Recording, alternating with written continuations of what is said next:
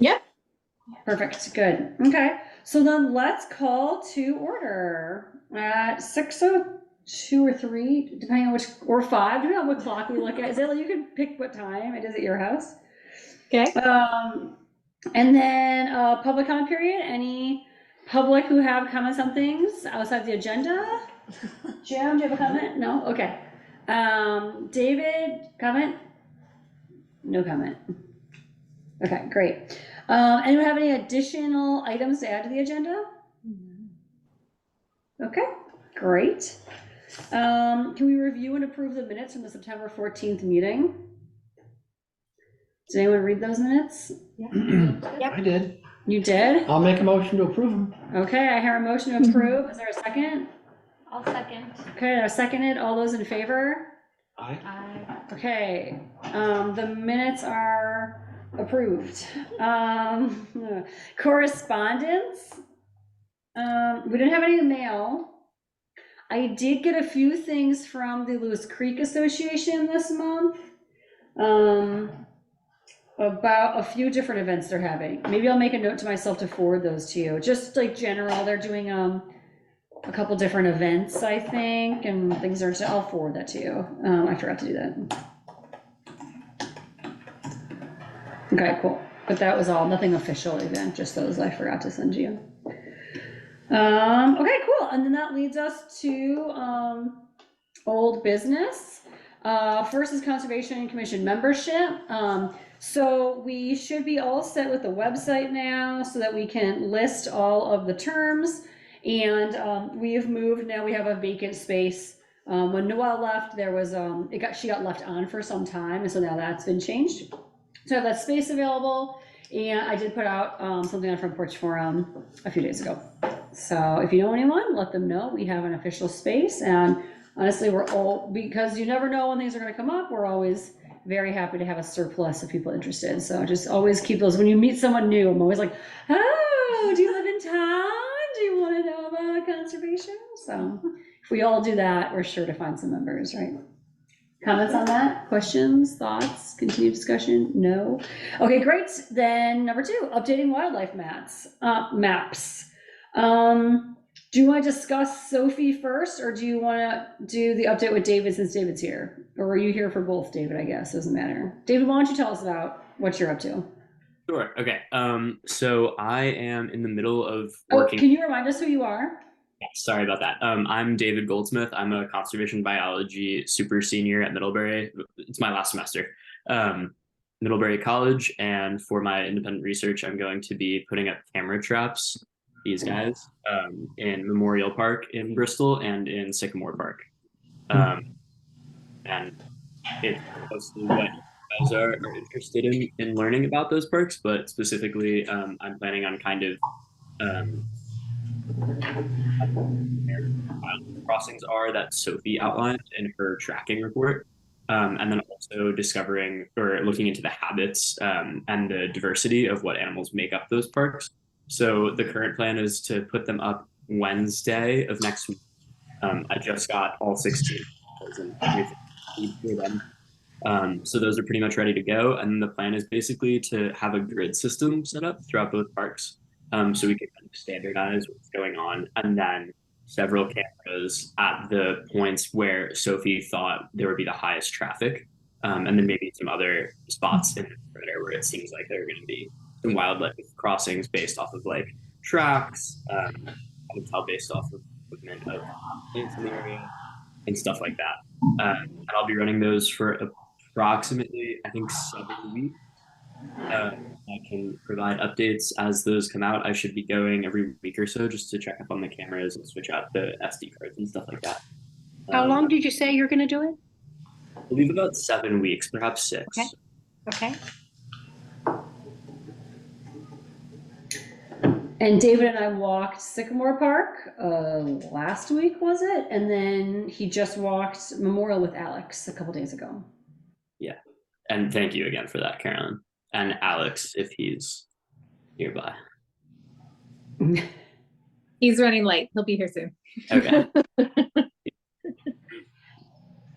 Yeah, but I'm happy to answer any questions about it. The other plan that I was having, those should go up when I put the cameras up, but I'll be making some posters just with some general information about the cameras and kind of why they're there.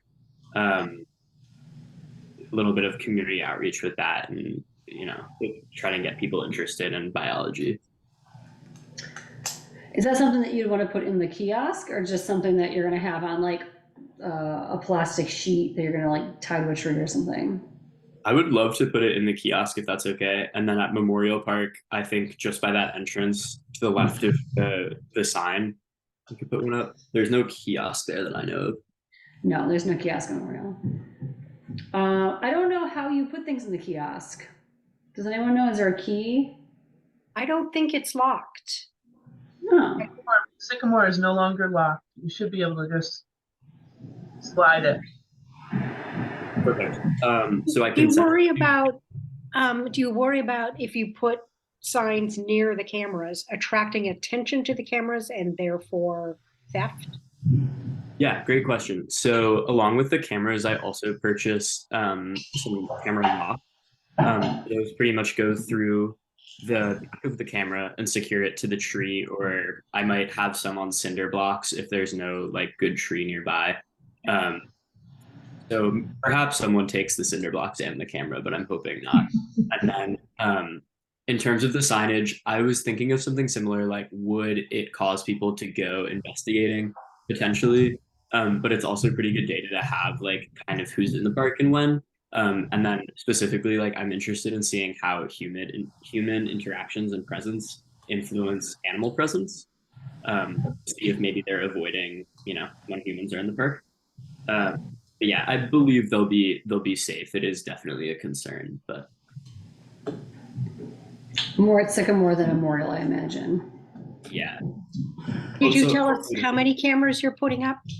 So 10 cameras at Memorial Park and 6 at Sycamore. It's basically normalized so that I took it by acreage. So it'd be the same density in both parks. I know you had told me that you are concerned about like how there was like interesting mowing patterns in different areas in Sycamore, and that you said that the grid might not work, but then it seems like you think the grid will work. So what's your thinking there? Yeah, I have been going back and forth on that the past couple of days. I think I might do a preliminary like sense of the grid for Sycamore Park, and then give myself, maybe a 10-foot radius within that point and try to set it up so hopefully there should be like a way to put it in a good spot but still have it kind of gridded. If not, I think I'm gonna go for spots where it seems like there are a lot of Animal Crossings. But not a lot of like mowing activity, if that makes sense. And I don't know when it's going to be, when does it stop getting mowed for the year, right? Yeah, It's I had that probably- question. Does anybody know? Yeah, I have no idea. But maybe he could talk to Meredith. Would Meredith know this? She probably would, right? So, the recreation director, she's the one that helped issue those permits. She'd be the one who would know when mowing is done for the year. Awesome. Okay, thank you. I'll reach out to her then. Yeah, it could just be a good data point to have for reference for Sycamore. So you have to imagine that's a big disturbance. It's like very loud and they're all over the park, right? Yeah.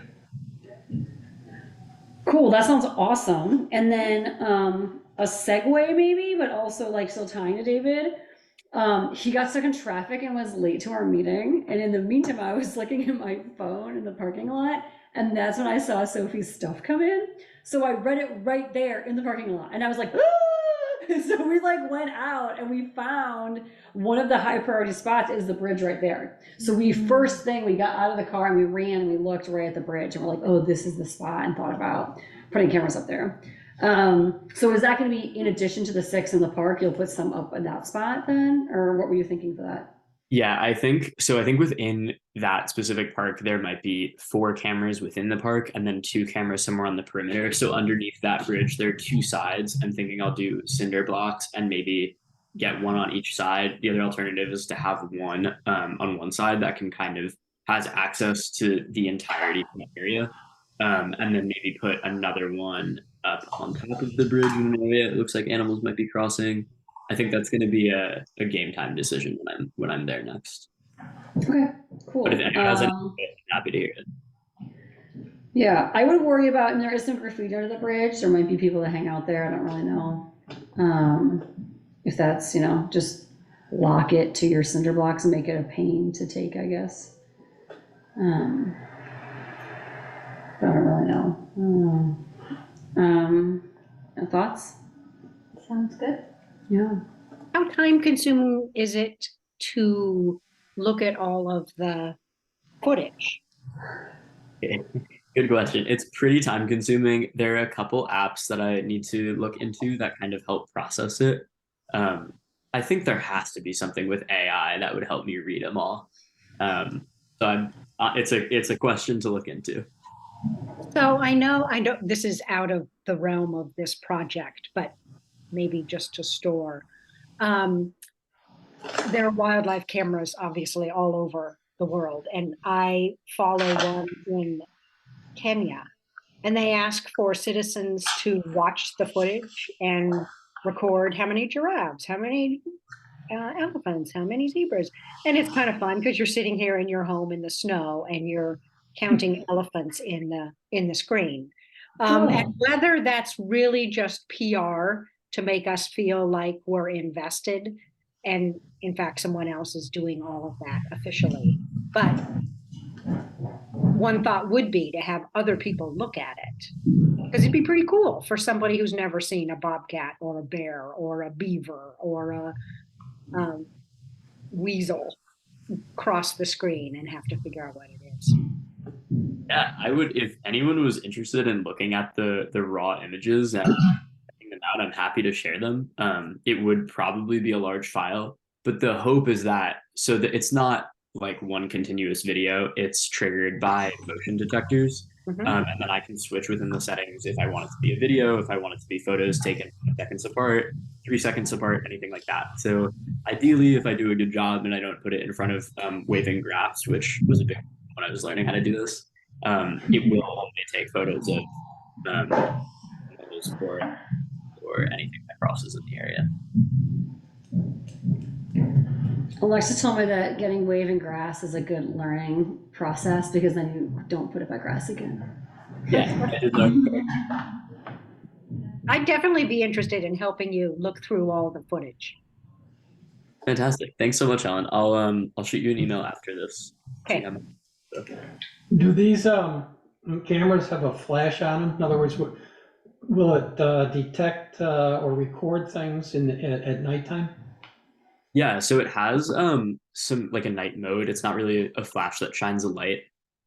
Last year, actually, I put up some cameras at the Knoll on Middlebury's campus, the little organic garden, and all of my best images were taken at night because that's also just when there's the most animal activity. So I got like bobcats, I got a hawk catching a mouse.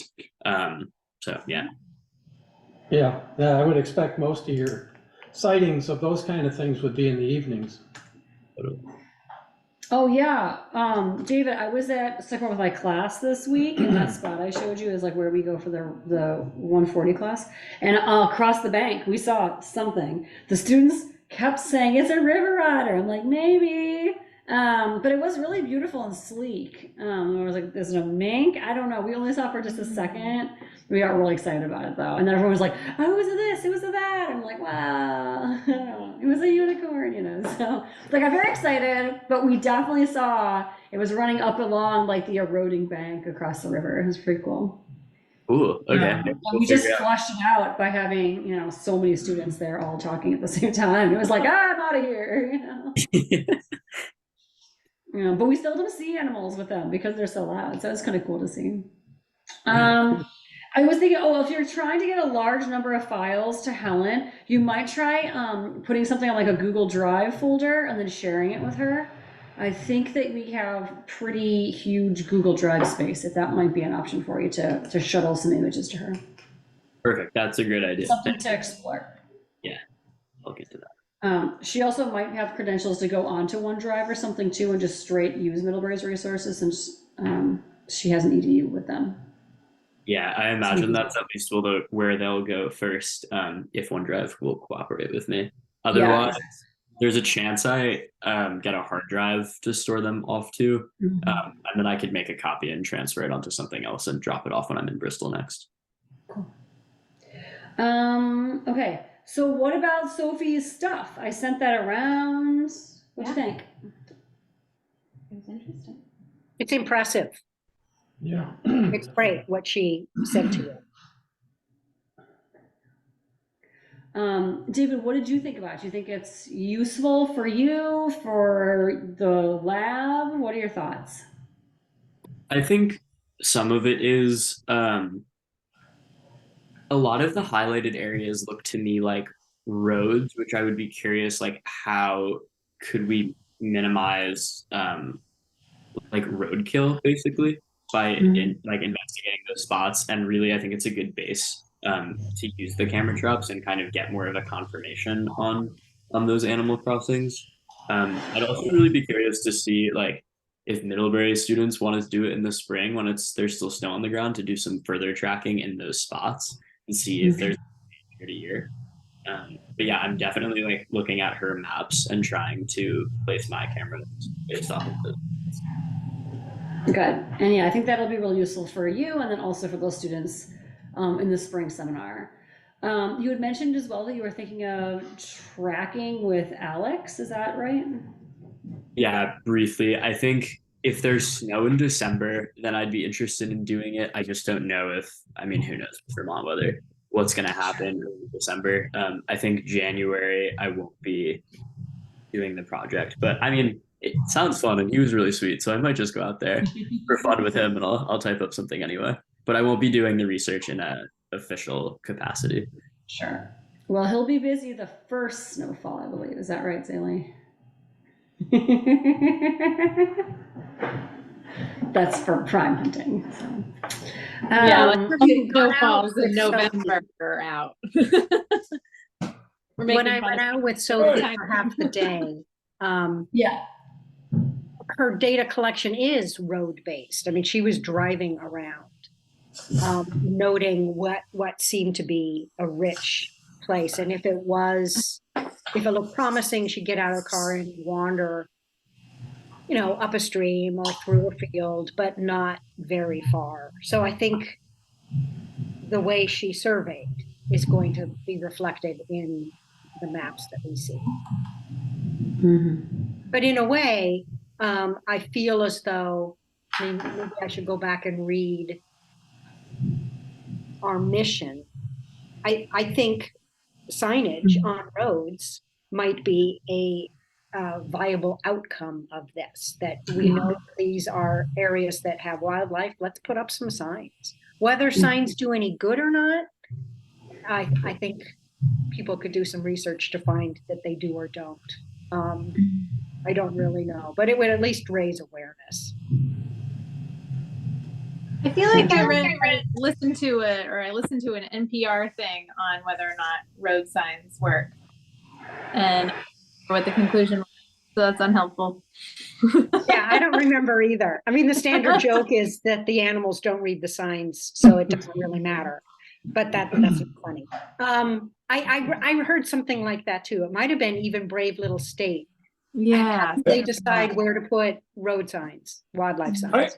I kind of feel like I listened to that as well. We talked about it, and the conclusion was that they don't work particularly well. But they were talking. But there was explicitly something helpful about them. I remember that they didn't work the way that we would assume they worked, but there was something helpful. Well, my memory is that they don't work particularly. Like deer crossing signs they're everywhere. So people stop taking note of them, but you hit a moose crossing sign, pay a little bit of attention, there's this, in a lot of places, there's a, deer on a sign every 150 yards down the road, and it kind of blends into the background. I think that was what they were talking about in that, if I remembered it right, which makes sense. I'd also be curious on how signage with the exact number of animals hit in the past year, just to kind of put it and to bring it more forward as to how prevalent the accidents actually are. Would be the other thing was just going back a little bit to Sophie's data. I'd be curious what she based the high priority, moderate priority, and like low priority spots on because there wasn't really a description. I just wasn't sure like how subjective it was. Just be curious to hear more of her background on that. Yeah. Yeah, I'd wondered about that as well. That'd be interesting to know. Yeah, if we have other questions, we can compile several questions about the data set and send that to her and ask. If we have other things, or think of things that pop up as you're reading it, or as people are working with that, you know, if you're in your lab, we could think of a list of questions and send those to her. And that would be a good idea.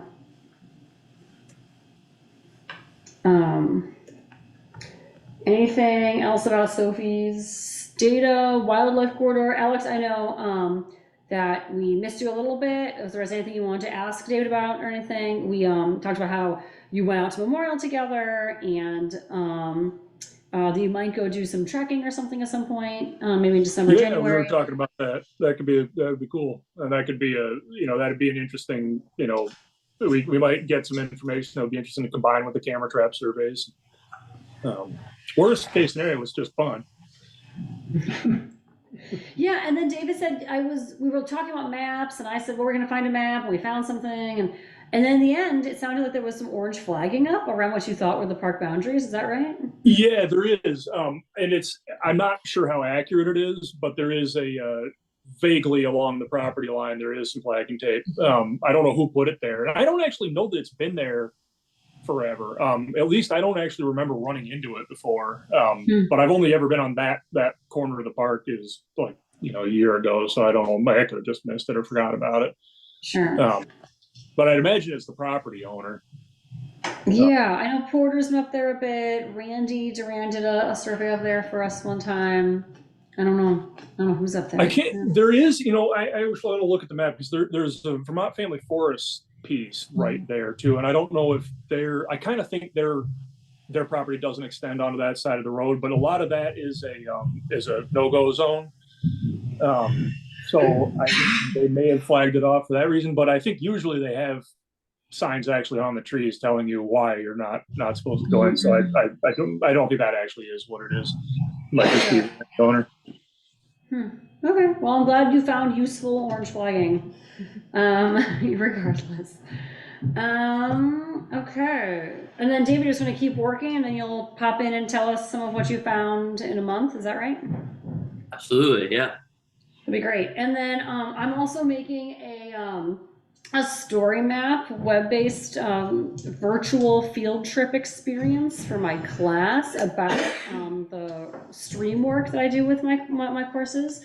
And part of that is the New Haven River at Sycamore Park.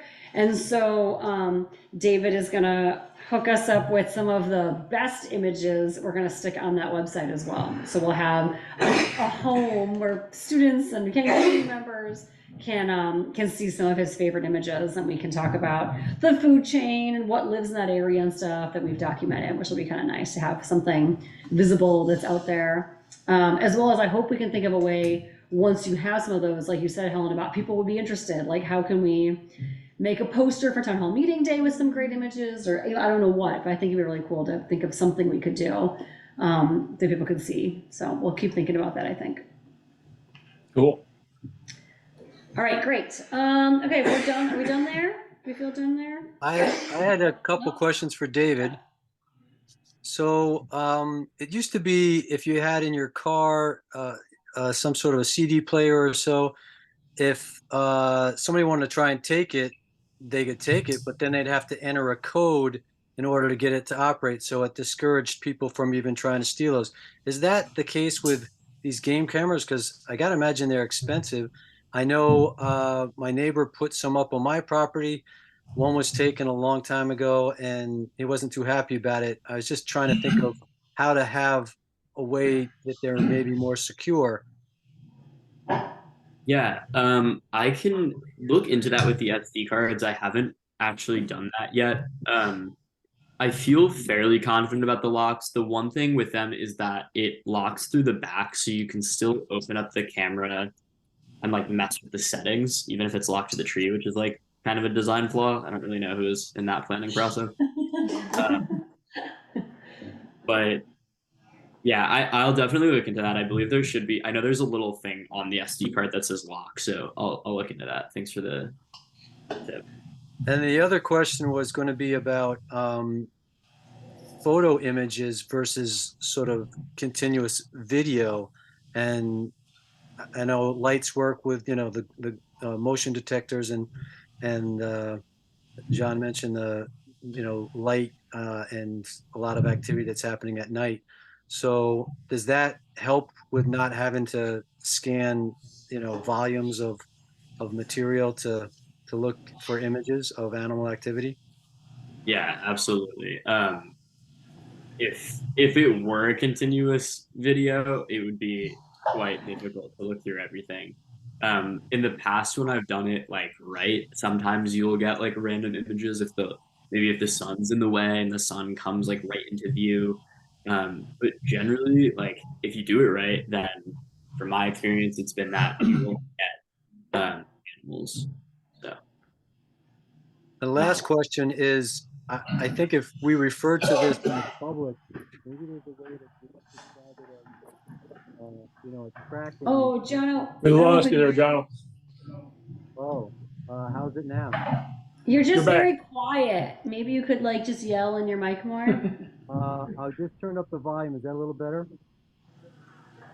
We'll just listen really carefully, okay? All right, I turn up the volume as loud as it will go, and apologize photo, and I'm not sure why that's the case. I don't have an opportunity to test it other than these meetings, so I'll work on that in the future. But back to the just referring to the whole process of uh, the project. Maybe we just describe it as animal tracking and don't just sort of mention cameras, just because there are going to be a lot of people in the woods when hunting season, and I do think those things have a way of disappearing, and we certainly want to have as much success and less drawbacks. But that's just up for discussion, I suppose, of how to communicate that. And then I think that the communication in the kiosk, that's an easy one because I kind of maybe I'm making a bad correlation here, but I don't think the type of people that are stealing cameras read kiosks.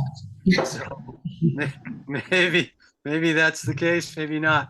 But ultimately, um, we'll find out how it goes, and then just with Front Porch Forum again, that could tip people off. So if we just talk about, we have a project going on with animal tracking, it doesn't just not alluding to cameras, I think it just keeps it a little bit more sort of under the radar. yeah, I'm curious what everyone else thinks about locking or about putting up a sign if it's a real concern that they might get stolen. I can also show you. I have the locks in my room. I can go grab them if you're curious to look at them.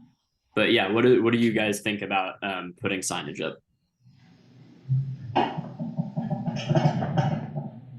I guess I don't totally know. Yeah, I don't know how likely it is to increase the chances of them getting lifted. Like that is definitely a concern. Trail cameras disappear, and that's very much a thing. But how much the kiosk sign is going to affect that, I don't know. Also, for what it's worth, David, I know getting them up high and aiming them down a little bit seems to work really well for keeping them out of people's pockets. Just because, like, folks just kind of look around at eye height most of the time, and like having them up a little bit off the ground with an angle is a pretty common tactic for areas that they might get stolen. That seems to work pretty well. But yeah, I think How high? like, what was that? How high would you do that? Just like 8 feet off the ground, outside of like people's like general like peripheral vision and stuff. That seems to work. You gotta, I mean, it might not work in all spots, for what you're trying to capture a picture of either, but tilting them downwards a little bit, if they have enough range to still pick things up on the ground for a decent spread, it can work pretty well. Yeah, I can look into that. There might be some kind of like portable step stool I can strap to my backpack when I go out there. Yeah. It will be tough. I'm 5'6", so it would be tough for me to get off the Shimmy ground. on up there and strap it on. If you get one that's about 4 feet tall, which is probably pretty portable, that puts you up about, Yeah. working height 9 feet thereabouts. Yeah, I'll check that out, and I'll also look into the research to see like how. The only thing I worry about with that is will it minimize the amount of photos I get, because at that point the range of the infrared that like is the motion detector would be a bit limited. Instead of being pointing parallel to the ground, it would be more at an angle, and I don't know, I just worry a little bit about that. Maybe Yeah, it's more of a it's sort of half and like- half, meaning that, in certain locations it's doable, and in others, you don't have a tree and you're back to the cinder block. So it's kind of a, an individualized camera decision of placement. Not wanting to make your job more challenging, just trying to think of the security of the cameras and is the main objective.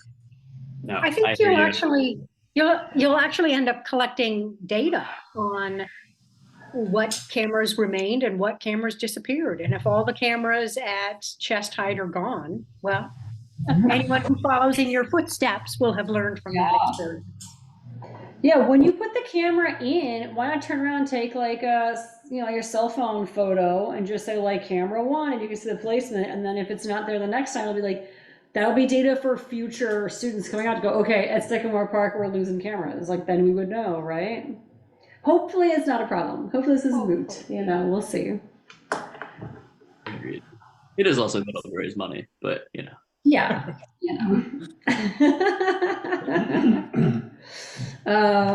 Wonderful.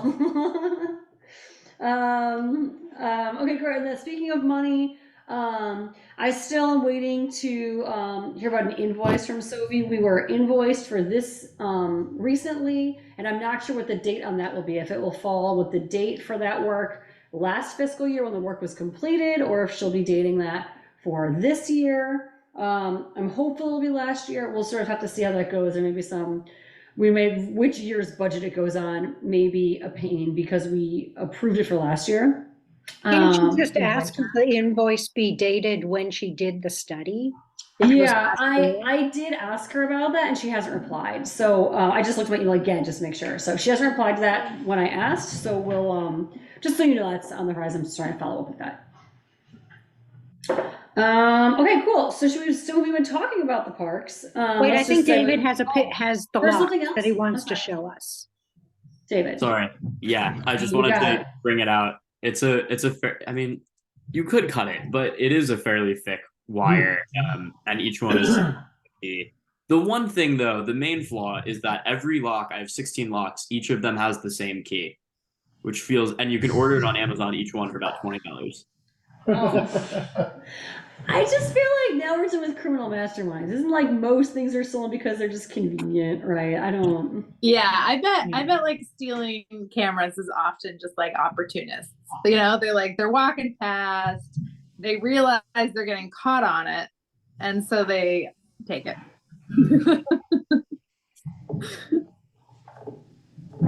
Yeah, let's just hope for the goodness of Bristolites, and we'll see how it goes. But yeah, I wouldn't overly worry about it. Are we good to talk about parks? Okay, great. Although, David, if you want to stay on because we're still talking about the parks. Yeah, thank you so much for this great work and for coming today. Really appreciate it. And if you want to stay on, listen and talk about parks, that'd be great. If not, you're free to go, of course. Whatever you want. Okay. Thank you. Yeah, I'm glad you could come by. In terms of parks then, Thank you, David. are there any updates on the gardens at Eagle and Sycamore? Yeah, Helen. Yes. I went out to Sycamore Park when Porter, sorry. Oh, she's coming. I was like, Wow. When Porter had 2 volunteers, I think, I'm trying to remember who these volunteers were. It doesn't really matter. She had 2 young, strapping volunteers, and the 3 of them cut out all of the sumac in the pollinator garden at Sycamore Park.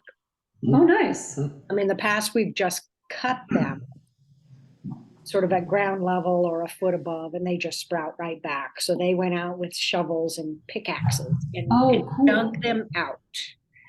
So that was the majority of the weed that existed out there. So once they were removed, it's interesting. The plants that are out there that have survived are really tall. These are asters and liatris and some black-eyed Susans, and they're all 5, 6, 7 feet tall.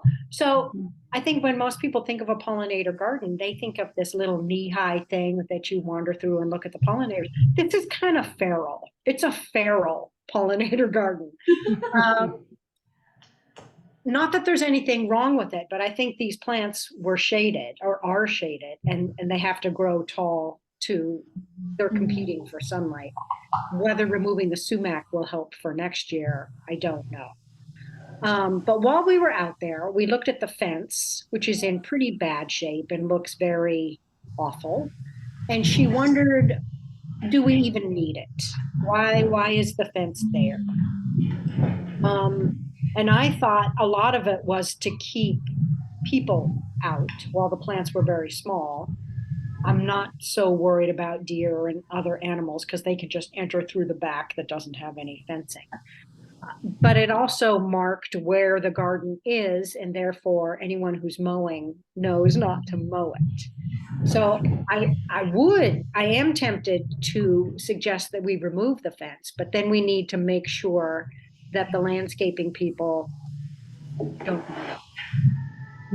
What if you take down the fence and leave the poles? That won't look super great, but then it still marks off the area. Yeah, it's a start. Yeah. It doesn't look like a fence is falling down. Right. You could you could have poles with a sign that says pollinator garden. Right. So that leads to another issue of signage.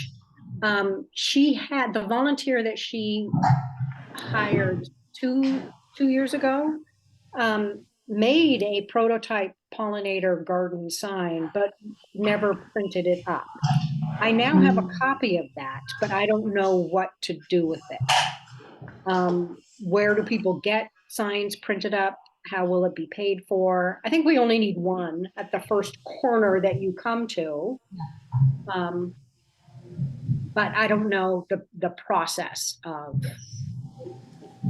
I think that Porter she has those trail network signs. They're about the size of a piece of paper, and they're on some kind of like metal-y plastic back, right? I think she said that they were pretty cheap, and that the woman was great, but did she work slow? Is that am I remembering that right? So maybe Porter could help with that. I think that she had recommended something in the last meeting about that. Okay. And do we have some funds that would cover probably less than? Well, that's the weird problem right now, right? Is I don't know what budget year this big expense is going to go on. So hopefully that goes on last year's budget if we're allowed to put that on there, because we approved it last year and she did the work last year, right? But she still hasn't billed us. So I'm hopeful that goes last year, and that means we have 300 now, but I don't know. Okay. If it does go into this year, we could pop it over into the Edith Stock Fund Trust if we need to. That's a perfect use for Edith Stock Fund. Yeah. If you ask me. Yeah. Sorry, Chris, was that? I don't know what you were trying to say. That's what I was going to say. Is there's the Edith Stock Funds. Yeah. So why don't I work on getting a sign printed, and I'll pay for it, and then we'll figure out what to do from there. Okay, that sounds great. Yeah, because I think we'll have Edith Stock Trust pay for it. Because it's in that park, and we have all the bird box in that park and all that work already. So it's completely keeping with what we've tried to use that for. So that's fine. Yep. Right. Cool. Okay. The other one is that everything you want to talk about with the pollinator garden, Helen? Does anyone want to go out there and help me roll up all the fencing? And I'm trying to remember if that's my fencing or Jono's fencing or what I should do with that fencing. It was someone like loaned it, gave it because it was. I think it might be mine. But I know that when we were done, John loaded a lot into the back of his truck, so I don't know. I just don't know. I don't really need it. I don't need it, but I definitely don't want to throw it away. Does I don't- anyone need a whole bunch of fencing? I don't recall that it was mine, but that was a while back, so I can't be sure. Okay. But I can help you. Okay. I think maybe what we might do is just go roll it up and tuck it away. It won't fit in my car. I mean, I have a Prius. We need a truck or something to put it in. But we could at least make it very easy to transport. Yeah, Great. it might fit in mine. I don't, depending on how big it is. Okay. To see. Is it chicken wire, Helen? What is the Yeah. material? It's not the skinny octagonal chicken wire. It's rectangular squares. Oh, sort of more, probably more for gardens. Yeah. Okay. So Nancy, I'll email you and we'll try to find a time. Great. Sounds good. Yeah, I was just trying to look through like old emails if I could find anything, if it is Helen's, but I think it is. I don't know. Or whoever wants it, frankly. Well, I know I had a whole bunch and I brought it and I was glad Okay. to finally be done with it. So I don't know if I want to put it right back where it came from. So if anyone would like it, let me know. Okay. That sounds great. Okay, so we'll leave up the green rebarish posts and just roll up the fencing. That's I great. think at least Okay. for now. Yeah. Yep. Any update on the Eagle Park garden? There was the whole idea we would like dig it up at some point. Is that still Yeah. happening? So the construction has been delayed. There is an email sent. Masterson was the one that was selected to do that work, and they are busy up in the Route 125 gap above, between Ripton and East Middlebury. So they need to finish there before they can come to Eagle Park. I don't have a response from the engineer about when that revised schedule will be yet. Okay. Regardless, I think at this point we're starting to get into the time period where it's not great to be moving perennials and establishing them somewhere. So I'm thinking that it's likely that, unfortunately, construction will be delayed until next year. And so we would punt a little bit on moving perennials. The other thing to note is that Dave Henderson reminded me that we have funds that were donated in memory of Pete Domenico that are designed to be used for improvements at Eagle Park around the repairs to the universal fishing platform, and somewhere in the order of 4,000. And so those funds potentially could be used to help refurbish that perennial garden after construction. That's awesome. Okay, great. Wow. Oh, I What forgot about all that. This is why we need a treasurer. Sometimes we keep track of everything. Well, Okay. Those funds are being held by the Addison County River Watch Collaborative. Okay. So they're not in the towns. Oh, that's good to know. Okay. Would they be able to do the work in the winter, or is it probably pushed to spring, summer? They actually had permit windows between, I believe it was August 1st and October 1st. So unless they were able to get the permit window extended, it's unlikely that it would happen this year, and it may be forced to be in that same permit window next construction season. They have to wait until the rivers are down low in order to access. Okay. Wow. Okay. It makes me think that when I make a pollinator garden sign, I'll make two and we'll put one up in Eagle Park as well. Yeah. Okay. Is that a pollinator garden? I'm asking. Sure. I don't know what it is. Sure. Any It's a garden. perennial garden You're with lots of flowers. So if you call it a pollinator garden, who's to argue, right? Flowers? I don't know. Okay. Yeah, might as well make two. I like it. Okay. Speaking of signage then, Porter had asked us to think about future signage ideas. She also sent me an email asking about that. She says, I will be getting some draft suggested park sign. Oh, she says, sorry, she can't meet us this week. She'll be out of town. But she wanted me to say, as Porter, I will be getting some draft suggested park signage from the TI pilot project, but haven't received it yet. I have some templates to propose and some guidance on content and format. I hope to have it by next month.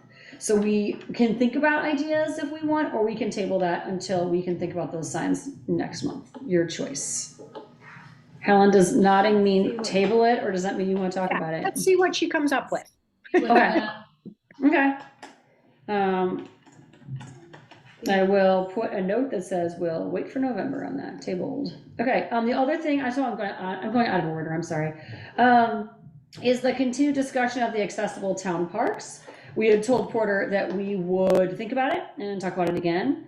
And I was wondering if anyone had thought about it and wanted to share any thoughts, or if you wanted to wait and have a conversation about this in November or December, or kind of while you're thinking about that. I like the Go ahead. the brief plan that she showed us. I liked it. I thought that was a good idea. I feel like it would be nice to have a place that is accessible fully for people to go to. I'm concerned, the one that she fleshed out in most detail in figures for us was Eagle Park. And it substantially changes the nature of that park. I'm completely understanding and sympathetic and supportive of areas that are accessible for people in wheelchairs or with walkers or any mobility issues. But she had transformed the front third of the park into something that looks like the green. And it just seemed excessive. So I know she's excited about this, and I suspect she can probably get money to make this happen. But I think we have to decide what we want it to look like. That these parks are not Porters to play with, that we are supposed to be managing and monitoring these parks. And I think we should give it serious thought as to what we want it to look like. I think, Helen, my recollection is that the statement that Porter was trying to make was that the artist rendering was it conveyed sort of more of an open view, because you wouldn't be able to see it as well without that on the sort of ground level. If it was more of an aerial, it might have shown more trees and other stuff. So I would think that that's certainly open to discussion. I don't think it was an absolute that it was going to be, I don't know, in the direction of more denuded than forested. Does anybody else remember that? I don't know. Yeah, I was saying that and then realized I was muted. I don't know how much Porter had to do with that rendering in that regard. Like I don't think that's would be something she's hung up on at all. And that was certainly an impression I got from what she said. Do you think it's within our rights or responsibilities to see any proposals that she submits that have any drawings or plans and approve them rather than? I think that's absolutely our job. I think. Okay. If we have, I don't know what exactly our job is, but I feel like that's it. That's the next thing we're going to talk about. We're on that.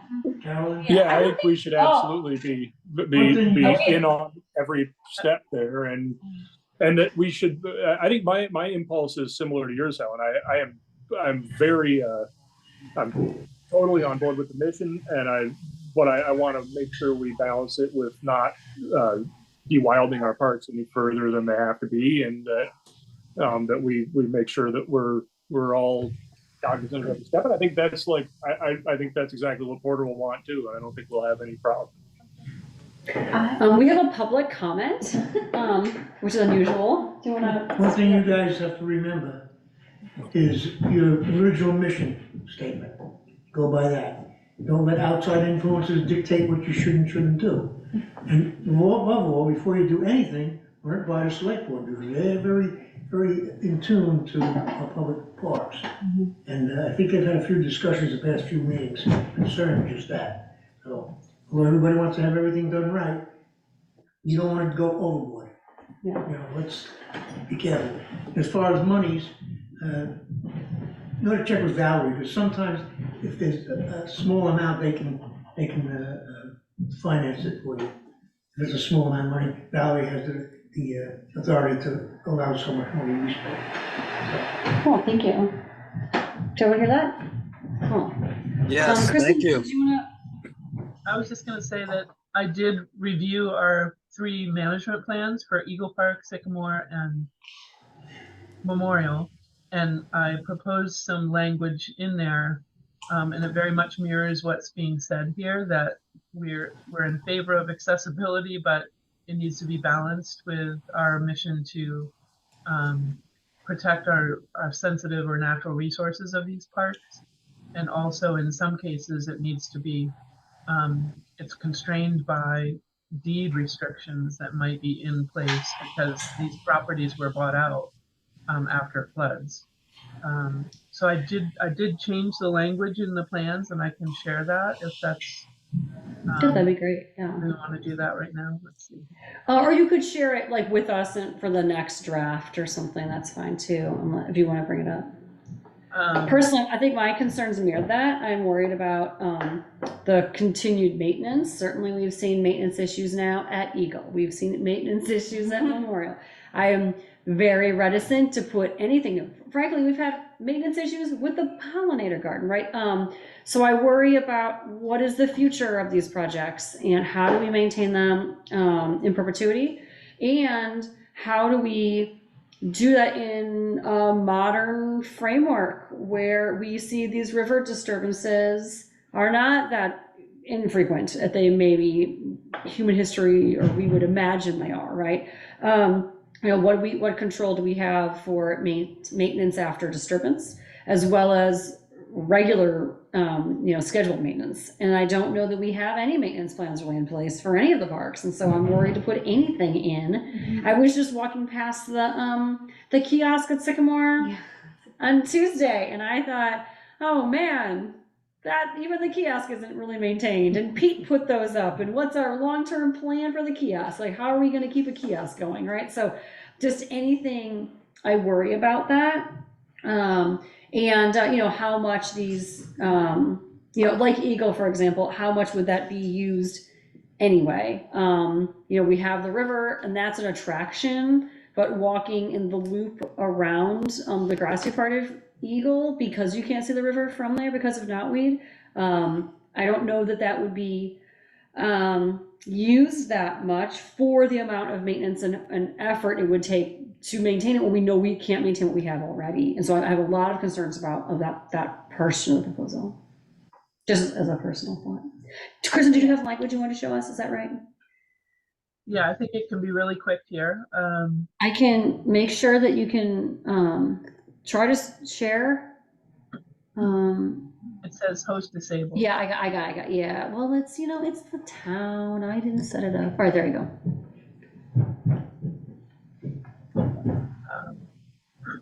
I'll start with Sycamore. Can everybody see that? Yes. So it's really, this is under statement of current issues. This is a draft for select board review that if you all approve, I would forward it to them after tonight's meeting. This just says at present, access to Sycamore Park by those who are differently abled is somewhat challenging. Footpaths are not necessarily ADA compliant. However, there's strong potential to improve accessibility. It's mostly level. There's a path system built on past gravel driveways. Bristol Trail Network has secured a grant to evaluate the potential to improve accessibility and identify funding. enhanced accessibility at the park should be considered within the constraints of any deed restrictions on new development that were associated with the buyout of this property following the 1998 flood. Goals for enhanced accessibility should be balanced against conservation goals for the park's sensitive resources and recognize the high likelihood of future flooding at the park. That's nicely stated. That's good. Yeah. Perfect. Okay. And then I did add under management objectives, enhancements to accessibility of the park should be pursued whenever possible, just as we are pursuing educational access and so forth. So that's really the only change I made on that one. When it comes down to our responsibilities, I didn't really make any changes there. So similarly, let's see, for Eagle Park,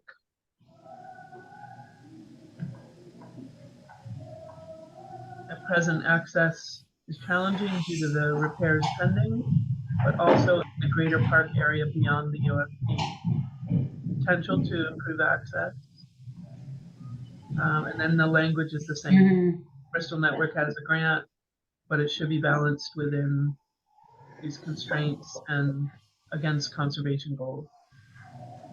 And the same statement here that it's enabling language for accessibility, but should be considered with these other constraints.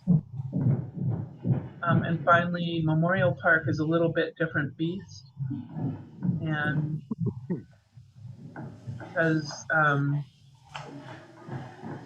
it's a very steep park and it doesn't necessarily make sense for improvements at that park to make it accessible to those who are challenged with mobility issues. There's some limited potential to improve access by modifying the parking area and establishing a wheelchair accessible picnic area off the south end of the parking area. Goals should be balanced against conservation goals for the park's sensitive resources. So those were the three changes to those three plans that I was proposing, and if you all think those are reasonable, I could then forward all three plans to Valerie for the select board's approval. Good. Or review and approval, I should say. Yeah. Okay, so where do we stand with the management plans right now? Where were they last approved? I'm just losing track of like our timeline here. No, that's a good point. The only plan that has been approved officially by the select board is Sycamore Park, the old version. Old one. Since then, I wrote a Memorial Park plan that we all discussed and forwarded for their approval. They had a few changes and wanted to table their approval. I made those changes, sent it back. They haven't had a meeting to discuss it. Same Eagle Park, we've presented to them once. Now I've made this change so we can update that and send it back to them. They have not seen yet the revision to the Sycamore Park plan, which is fairly substantial. So, I mean, this is an opportunity maybe to send all three back to them for approval all at once. And then the work that David's doing, for example, is it worth waiting 2 or 3 months to put in? At this site, we've seen the following things. Is that something that would be in there? I remember helping up with a botanical survey. I don't remember. It would be an appendix to that report, to the Sycamore Park report. My personal thought is I don't think it's worth waiting because every time we wait, there could be something else we're waiting for. And so we would never get a plan approved, essentially. Fair enough. Yeah. And the Sycamore Park plan is a pretty substantial revision of the one they approved back in 2008, I think it was, already, because so much has gone on there in that time period. So that's awesome. Well, thank you so much for doing all those, and that's been a big task. I know. Thank you for helping with that. That would be wonderful. Do people want to approve that? Do we feel good about that? Do you want to vote on it? Okay. do we want a motion for that? I'll make a motion. Great. second. What's your motion? What's your Okay. motion? Oh, this is the hard part. Whatever you want. Okay, I make It's a already approved. motion to approve the changes to the town plan drafts, to send them to the select board for review Management plan. and Management plan. something. Management plan. To send them to the select board for review and approval. All those in favor? Oh, no, is it seconded? Second. John I'll second. seconded? It's first and seconded, I lost track. Okay, all those in favor Yes. of the motion? Aye. Seconded it?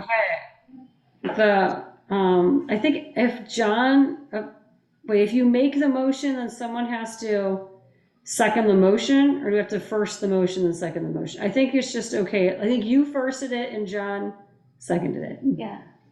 And then Alex just jumped on. Third. He thirded it, and then it was and then it's approved by a verbal vote. Unanimous. Okay, great. So thank you for that, Kristen. Thank you so much for doing all that work. And that language you just whipped up for that was really good. Okay, I'll send those on to Valerie tomorrow morning. Great, thank you. And then about this continued discussion of accessible town parks as presented by Porter. Should we have her back to talk about signage and maybe discuss some of our concerns about the opportunities that she's presented? Yeah. Would that be appropriate? Yeah.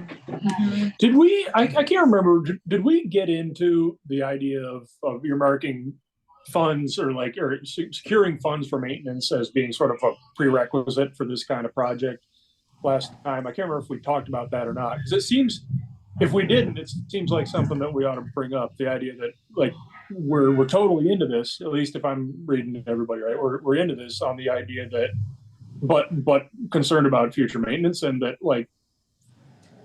setting aside funding for, that's obviously that as well. But I think that seems to me like an easier problem to get around. But the funding issue and making sure we're securing long-term funding for maintenance might ought to be a hurdle that has to be crossed before we go into this.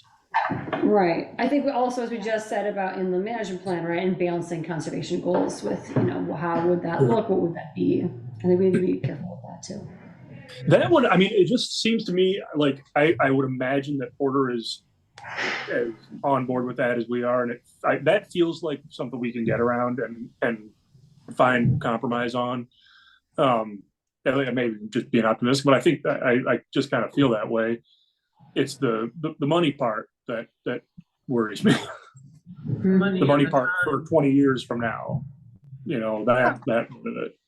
But I think you're right that as Porter is writing grants to support these changes that she's proposing, she can't just load the maintenance onto the town or to our committee. There has to be a plan in place, Right. a financial plan that will pay for that maintenance.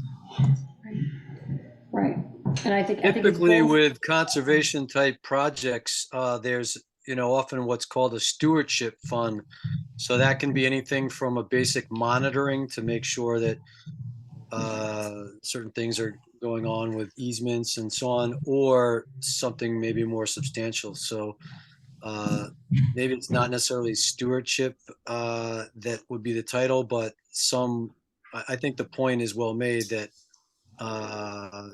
some level of maintenance costs are possibly included as a trust, so they're available. Yeah. Mm-hmm. Yeah, for, scheduled regular maintenance as well as disturbance, because I think, Eagle Park and Memorial have been really eye-opening, and I just am so worried about ending up in another situation like that at even more parks. Yeah, I think have her at the next meeting. Yeah. The next idea meeting- of one thing, I mean, just Oh, there's- the really, and I think we did talk about this last time, but really emphasizing the fact that whatever gets done has to be low maintenance inherently too. Like that's got to be part of the plan. And I think again, I think this came up last time, that a lot of the trail surfaces and so on that she's talking about would kind of inherently be low maintenance and fairly good in flooding situations, but making that very clear that needs to be part of the plan and part of the it's part of the plan going forward. Yeah, I was just at Sycamore all week. I've been in rivers around Vermont with my class talking about, oh my God, look at how disturbed these ecosystems are. Look at how the river moves. Look at the sand across that field. That's where the river used to be, right? And I'm just very heightened awareness on that issue of like, how do you stop the force of water from destroying whatever it is that you've put in place there in these areas with really active rivers, right? I'm so visceral because that's all I've talked about every afternoon for a week, and all I'll talk about for the next week. That's like all we're doing. And I'm going to grade papers on that topic, right? And so I'm just like thinking that so much, this the awesome force of water and like how do you control it, which obviously you can't. So I don't know. But yeah, so I'll invite Porter. See if she can come in November. If not, December. November, we have our new grants writer.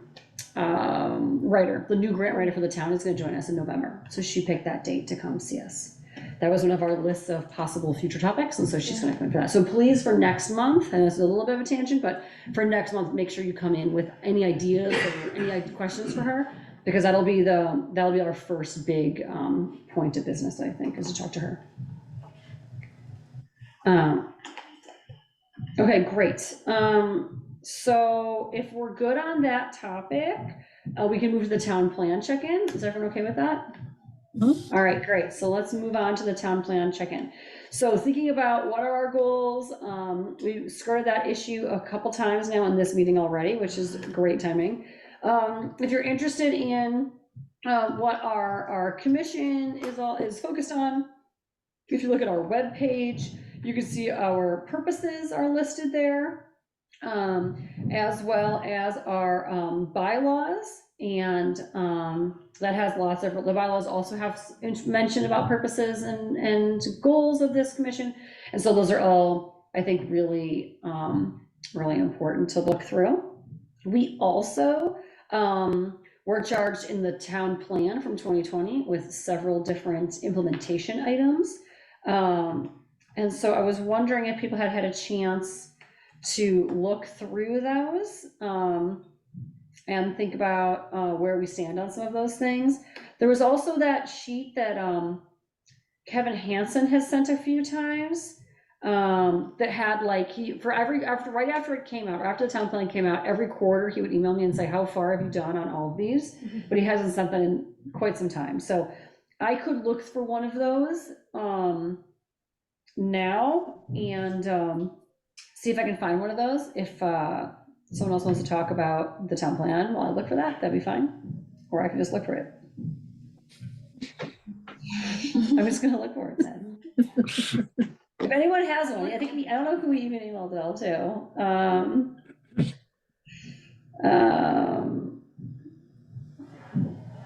Damn it. I was not well prepared for this, sorry. But we can just look through the list here in the town plan. Maybe, shoot, can someone share it with us that has it open? Because I don't have anything open on the other, like see, I've got a computer, and then there's also the computer that you're seeing this through. So it's really hard for me to actually reach that computer. Kristen, would that be possible? Did you just share your screen to share the town plan?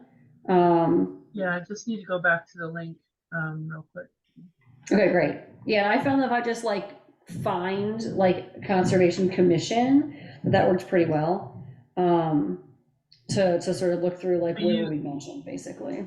You emailed us the link. I did, yeah. It's also just like if you type in Bristol, Vermont 2020 town plan, it's like the first thing on Google that comes up.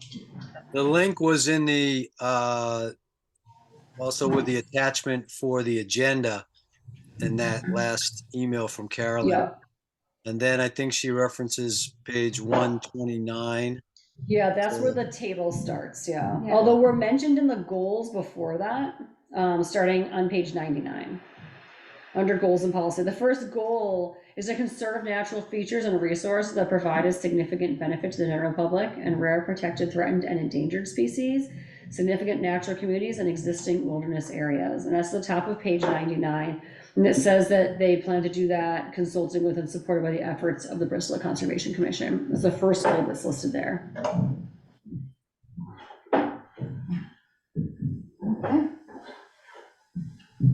Top of page 99? No Or boy. is it Yeah. PDF page 99?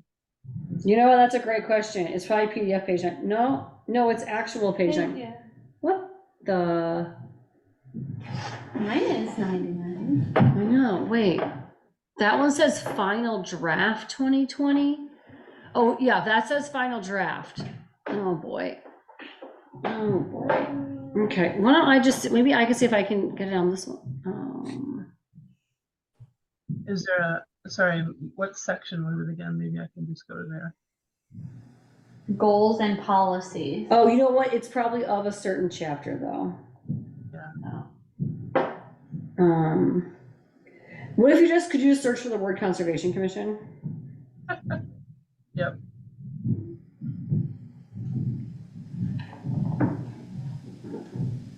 The environment. There, that's what I'm looking at. That's goal 1. Yep, that's the first mention in this document as well of the Conservation Commission. So that says that's the first goal that they want us to look at. And that's in the natural resources chapter, which makes sense. That's one of the goals of that chapter.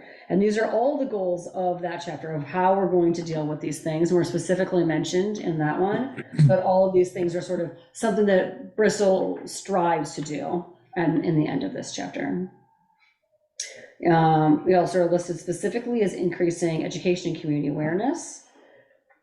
And I think this is already something that we're working with through this Middlebury College thing, I think is going to be something we can think about for that. And goal 2, the movement of wildlife. That's Oh, yeah, kind of nice. what we're doing. Mm-hmm. The end of goal 2. And then I think there's these action tasks, and then that starts in that big table, which is on page 129 in the final version, which I'm sure we can find just by doing it. There we go. Great. So this is listed as scenic and historical cultural resources to identify significant public scenic resources. And that's something that's a 5-year plan.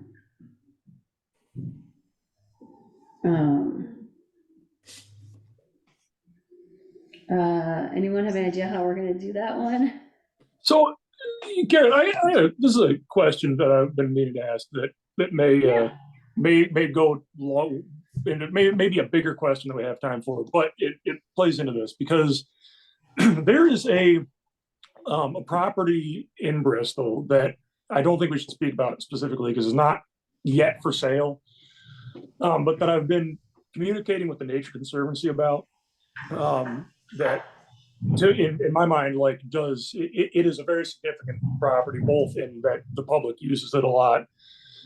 It's unlike a lot of the other public land around the town of Bristol, but also is home to a lot of critters that are not widely found outside of this particular area.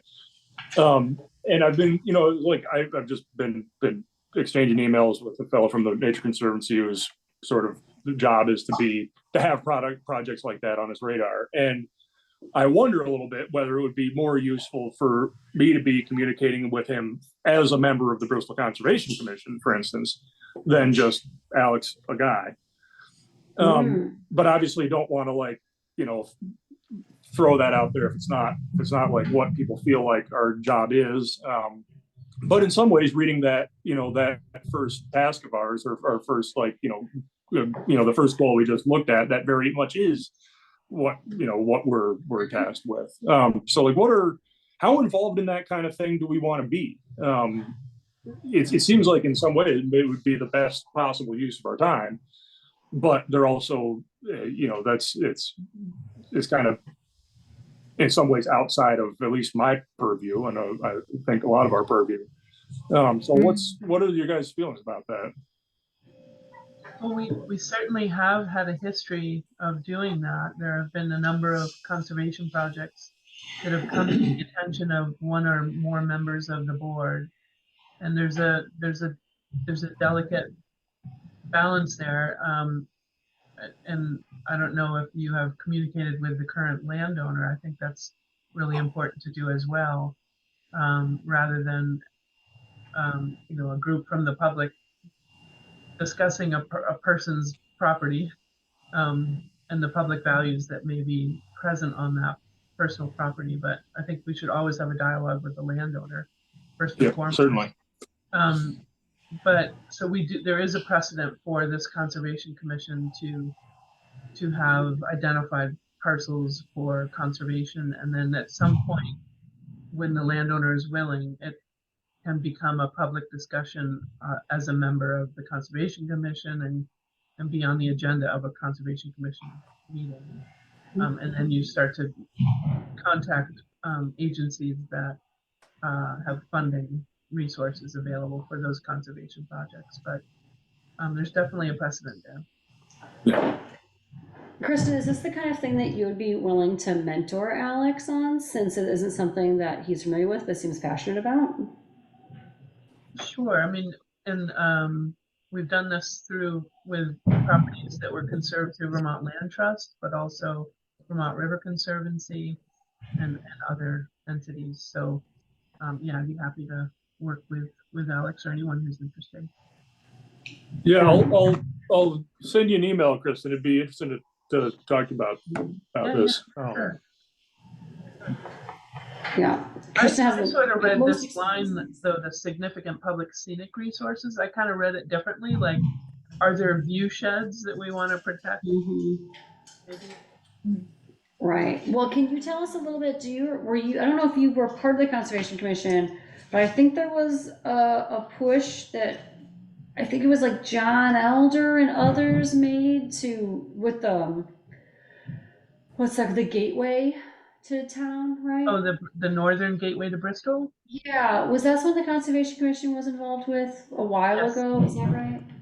Yes, that was a project that was identified by a number of citizens, but also with the involvement of the Vermont Land Trust. And there were two key farm owners in the valley that's north of Bristol, along between Bristol Village and Route 116 and 17 up gap. So that's the Bob Fuller farm to the north, and previously the Farr farm, which is now the Gateway, Bristol Gateway farm. And so those, the Vermont Land Trust came to the Conservation Commission and asked if we would be a partner in fundraising for that effort, but also to kind of shepherd those conservation projects through local approvals at the planning board level and the select board level. And so that was 2014, I think, ish, 14, 15. And so those two parcels are now conserved with Vermont Land Trust. And then, Alex, if you're interested in these kind of topics, I would also suggest that you look at our webpage. On there is a PDF under documentation that says Conservation Reserve Fund information that has some examples of times when the Bristol Conservation Commission was able to use that Conservation Reserve Fund to leverage funding and to help with land transactions. And so there's a couple different instances, like the Saunders River access and the adjacent property where we use that funding. I'm sure others that I don't even remember, but that's one that is listed specifically where the money is tracked, and explains like how that money would be spent and how the Bristol Conservation Commission partnered with I think it was the Vermont Area Land Trust, is that right? The Vermont River Conservancy. Restoring Associate, that's right, yeah. And that's explained in that document too. And so I think that, yeah, as Kristen said, if it's private property, we won't talk about someone's private property in a public meeting without talking to the private people. So, but I'm sure that, Kristen has had the most experience of anyone I know, much less on the commission in these matters. And I'm sure you could talk about that and see where that goes. Yeah, we'll do. Cool. Thank you for whatever it is we're talking about. But it sounds like you're very passionate about it, whatever it is. And so that is could be cool. That's how we feel about it. Great. And hopefully this will come back to Bristol Conservation Commission as it deemed appropriate. So that I just want to make sure this is not an Alex Kristen project and we never hear about it. Yeah. No, certainly, of course. Yeah, if it's appropriate, of course, then we'd love to publicly talk about whatever it is. Yeah. I guess so. Maybe the crux of my question is that if I'm conversing with the landowner about the possibility of this moving forwards in some way, some capacity, can I do that as a member of the Bristol Conservation Commission, or should I remain Alex the person? You should tell that landowner that you are operating as a citizen of Bristol at this moment until they are willing to allow you to discuss it in a Bristol Conservation Commission meeting, and you would then understand if you have the consensus of the commission behind you in your stuff.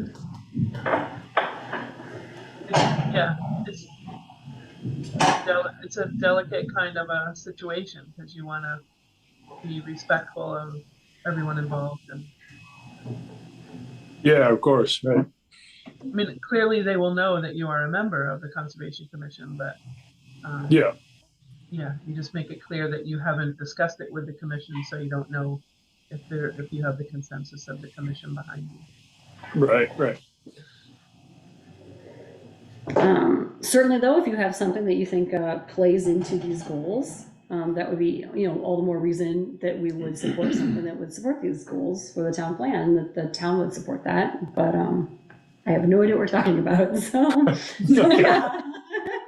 So let's leave it there, I think, for now. Let's see what else we would be, they're asking us to focus on. We only have a few minutes left. I know people have things to do. So we have some health and recreation and healthy living ideas, and in partnership with Select Board and Rec Department, maintaining existing public facilities and outdoor spaces to encourage social and leisure time activities among town residents. And that's an ongoing goal.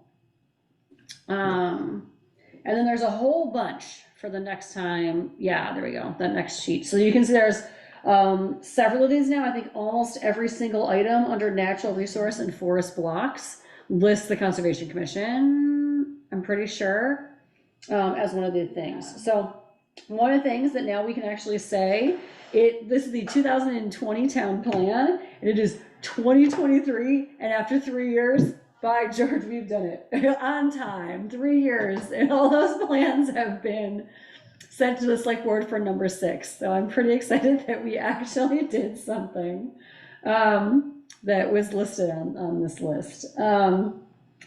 But other things you can read for yourself that we're supposed to be working on.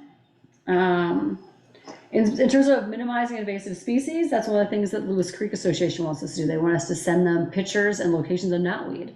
So maybe we can, I'll forward that to you. Maybe that's one of those things that actually lines up with goal number 2 that we could think about with Lewis Creek. We talked about, education materials for landowners about what endangered species, or how we develop management plans for those sites. I don't know that we know about rare, threatened, or endangered species at any of our town parks that have management plans. That'd be convenient to roll it into one, but I don't know about any of that off the top of my head, at least. So far, there have not been any based on my review of the state mapping of those. Okay. Drat, that would have been an easy way to do it. But maintain improving public access to the New Haven River, Baldwin Creek, and Bristol Ponds. Certainly, we've already done some cleanup efforts over. We've encouraged cleanup. I know Alex is working on cleaning up some of those areas. We're hoping to have a future meeting with about the dumping issue with Addison County Region. No, Addison Solid Waste Management District and the Sheriff's Department possibly. Let's see, hiking trails, low impact biking and hiking trails. That's something that, the Bristol Trail Network has touched base with us at various points. And create and evaluate opportunities to conserve lands with high resource value, which is through purchase. And that's something that Alex was alluding to just a minute ago as one of our city goals. Thoughts? Sounds good. We also have one item under flood resilience. Number 8 lists consideration of river corridor conservation and protection measures to decrease flood erosion losses and increase flood resiliency and discourage additional infrastructure in the river corridor area. We haven't done much with this recently, although I know we've gone to various meetings and tried to talk about this and have gotten some stronger language put in place about some of these things at times. But honestly, with the loss of Pete and others, we haven't done as much as we used to with the river. We used to have a lot of people that spent a lot of time in the river and near the river on the commission, and that was a high priority. But I've seen that that's sort of shifted over time. So something to keep our eyes on as well. I think that's the last one under this table. So that's the town plan goals. So just things to think about as we're thinking about like maybe new things to start talking about or different goals or perspectives. And keep in mind that these are the town plan actions. They will be asking us in 18 months or so. Hey, what have you done? And what's ready for the next 2025 plan? So just keep that on our radar, I think. Thoughts, comments? Okay, cool. Well, in that case then, back to the agenda. Town plan check-in was accomplished. We're good? Everyone seems good? Okay, great. And then in terms of events upcoming, Addison County Conservation Commission Summit is November 4th from 8:45 to 12:30 in Holly Hall. I don't think I'll be able to make that date, unfortunately, but it sounds pretty cool and it's really local. And if anyone is going, would love to hear a report back at our November meeting as to what happened. Does anyone think they will be able to attend that? Can you send more information about it? All I have is one forwarded email. Yeah. Wow. Heidi, who was taking the RSVPs, may have some more information. I did RSVP, so I'm intending to make it unless something comes up. Heidi Willis, I think is her name. Yeah. It was on noted as a contact on one of Carolyn's emails. Yeah, I'll forward this. Who wants a copy? I'm sending it right now. Who wants a forward copy of everything I have about this? I'll do it, I'll take. You want a copy? Okay. Yep. Anyone else want it? Nancy, want it? Carolyn, I'll put me take it. Hopefully it's a review. Okay, right now I'm sending it to Helen, John, and Nancy. Anyone else want it? Jono as well, please. Oh, John, too, yep. Okay. Thank you. Okay, I'm saying that right now. Anyone else? That's it? Helen, John, Nancy, John, you're all getting a copy of this right now. There you go. Okay, that's everything I know about it. Okay, great. But yeah, unfortunately, that's a bad day for me. Okay, let's see. Last meeting, we had a few different things for like work events and meeting, and we did almost all of them, or they were canceled. So that was really cool. So that's the only meeting we have. That's our event that's planned. Next meeting will be November 9th. And I think at that meeting, we will have our grant writer come. We'll invite Porter, and we can do a debrief of the Addison County Conservation Commission Summit from the 4th. Sound good? Okay, any last thoughts? I may have missed it because I got on a little Yeah. bit late, but I'm gathering that you approved the minutes. We did, yes. All right, wonderful. They look great. Thank you again, Zealy. Bailey. Okay, if that's the last thing anyone thinks about at the moment, then let's, should we make a motion to adjourn? I'll motion. Okay, Adjourn. you'd like to make a motion to adjourn? Would I like to second that motion? Second. Helen seconded it, so all those in favor? Aye. Okay, we are now adjourned. Have a nice night, and we'll see you in November. Thank you. Bye. Bye. Bye.